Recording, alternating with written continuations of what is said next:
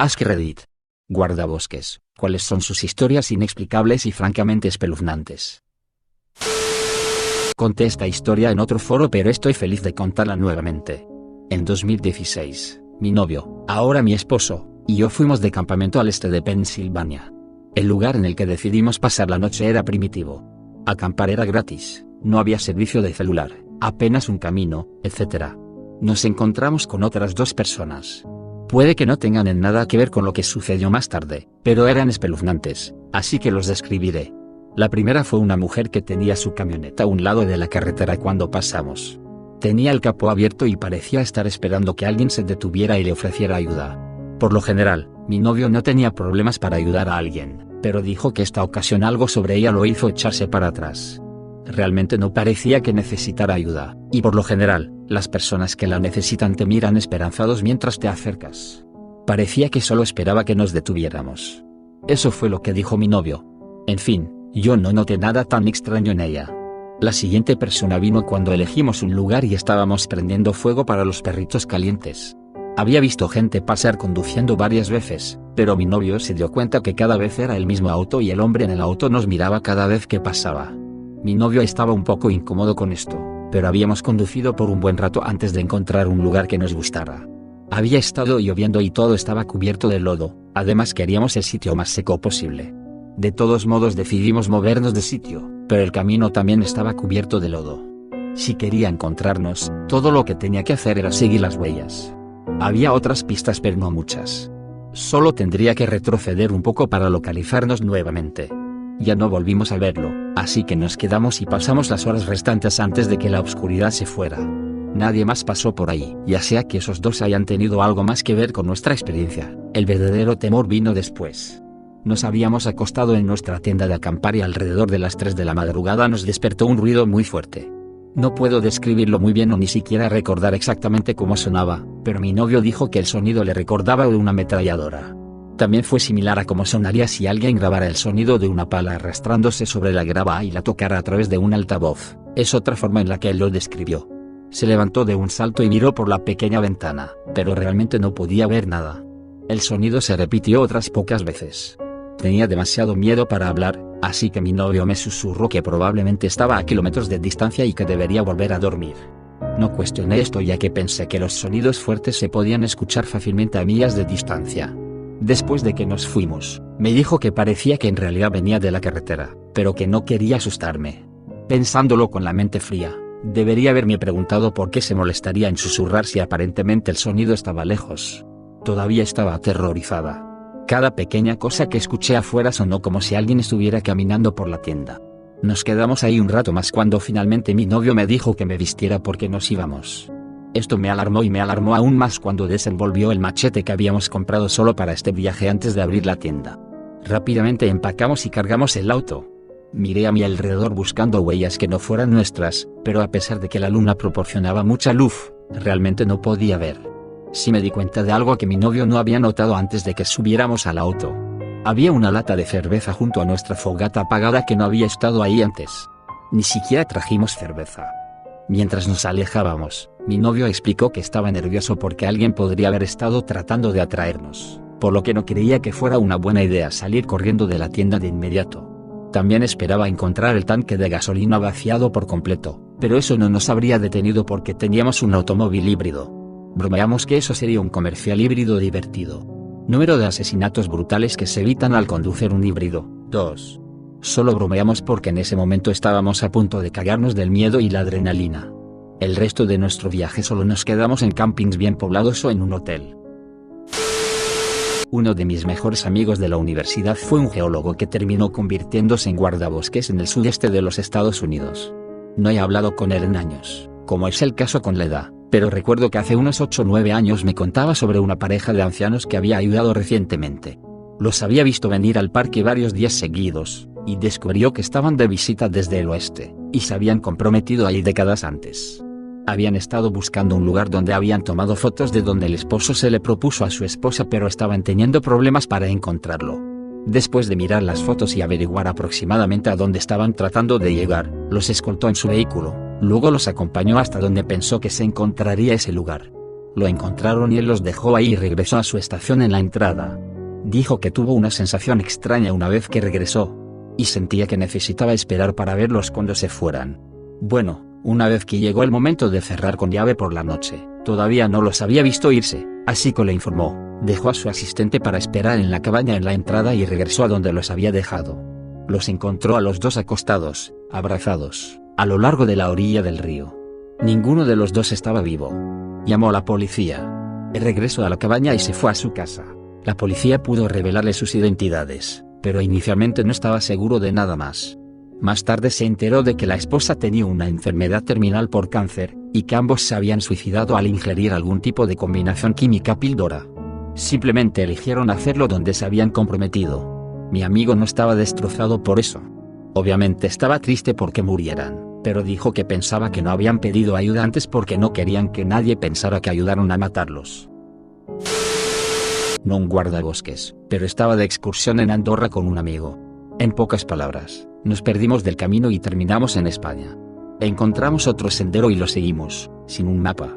Un poco por delante de nosotros vemos a un hombre con 2 perros Golden Retriever caminando en la misma dirección que nosotros.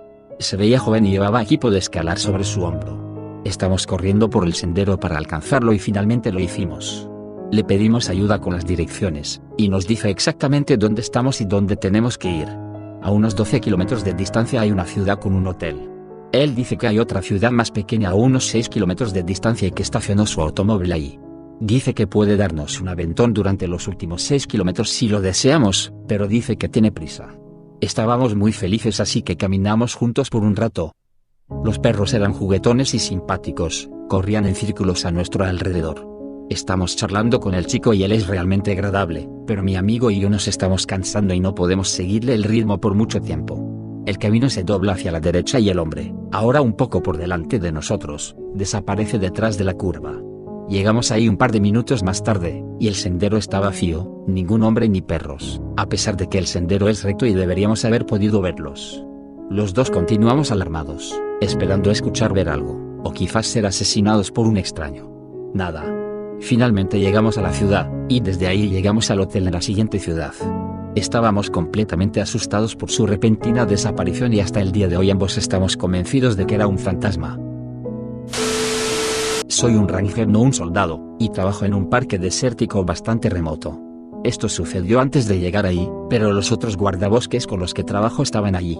Fueron a hacer una patrulla durante el verano, nuestra temporada baja, en uno de nuestros campamentos poco utilizados.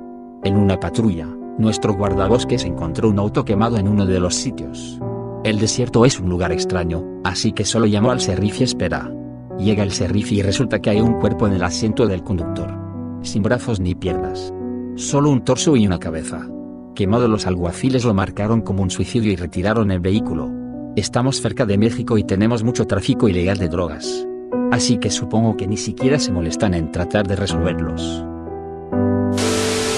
Estaba en el desierto de Gila y un convoy de nosotros campistas pescadores estábamos conduciendo por el camino de tierra de Mogollon a Snow Lake cuando vimos a un guardabosque que se detuvo mirando en una zanja. Resulta que un idiota intentó hacer un cambio de sentido y no se dio cuenta de que las rocas sueltas hacen que sea difícil detenerse. Se salieron del borde y quedaron en medio. Estamos a millas del campamento oficial más cercano y es a principios de la primavera, así que la noche se pone muy fría. Tenemos un jeep con una grúa en posición y comenzamos a sacar al tipo de la zanja. De una colina viene un tipo blanco con un suéter de terciopelo morado. Tiene un bastón, una riñonera y el suéter de terciopelo morado, eso es todo. Es un tipo rubio y bastante flaco. Se nos acerca y nos dice que es alemán y que se está divirtiendo mucho. No pudimos quitar nuestra atención del traje de terciopelo morado, era como un suéter de proxeneta. El guardabosque sospecha de inmediato, quiere saber dónde se queda y de dónde viene. Eran alrededor de las 9 de la mañana y la única forma en que podría haber llegado de donde venía era caminando durante horas. El tipo alemán es un tonto y solo apuntan hacia la otra montaña cuando se les pregunta dónde se está quedando yendo. Todos pensamos que es divertido, pero también nos preguntamos cómo el chico está conversando tan tranquilamente sin agua ni comida. El sol es intenso por encima de los 5,000 pies, incluso si solo tiene 23 grados. El alemán rechaza el agua o cualquier otra ayuda y simplemente cruza el camino y se va al bosque. El guardabosques nos dijo que realmente no puede evitar que el tipo se vaya ya que parecía estar bien. Dijo que luego verificaría algunos campamentos en esa dirección para ver si el tipo llegó sin problemas. Llegamos a Snow Lake y comenzamos a beber como locos para pescar mejor. Esa noche, el guardabosques aparece para decirnos que nadie en ningún otro campamento había visto al tipo. Él llamó por radio y ningún otro guardabosques había abandonado los campamentos o campistas desaparecidos y seguramente no habían visto a un tipo alemán con traje de proxeneta morado. La señal del radio dejó de funcionar y al día siguiente su reemplazo llegó para ver si le habíamos dado algo que fumar al guardabosques porque no le creyó. Le aseguramos que todo sucedió. Nunca escuché otra palabra sobre el alemán en el traje de proxeneta morado, pero es una buena historia. No soy un guardabosques, pero vivía en las afueras de un parque nacional en una cabaña.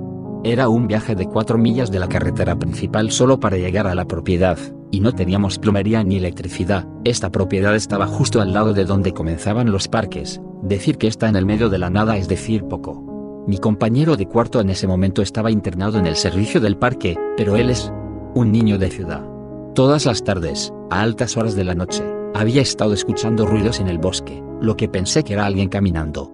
Pero luego se detenían en áreas particularmente cubiertas de vegetación de la selva, por lo que tu mente comienza a dudar de sí misma. ¿Es un cerdo? ¿Un gato? ¿O es solo el viento?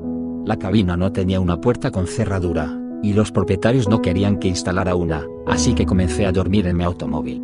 Ok, esta es una propiedad enorme, y estacionaba mi automóvil sobre un acre lejos de la cabina y de donde escuchaba los ruidos.